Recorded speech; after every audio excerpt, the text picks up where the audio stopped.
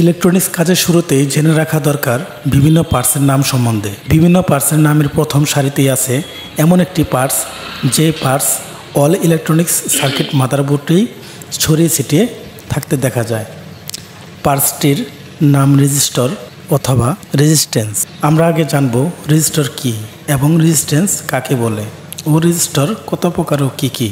Resistor একটি ইংরেজি শব্দ যার বাংলা অর্থ হলো রোধক।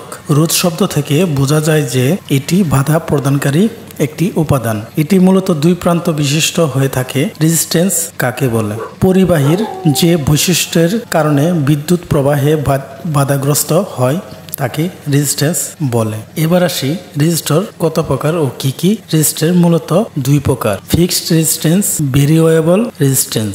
যেমন carbon composite, carbon pile, carbon film, printed carbon, thick film, metal oxide film, wire wound foil. 2 number আছে variable resistance, adjustable resistance, potentiometer resistance, decade box resistance.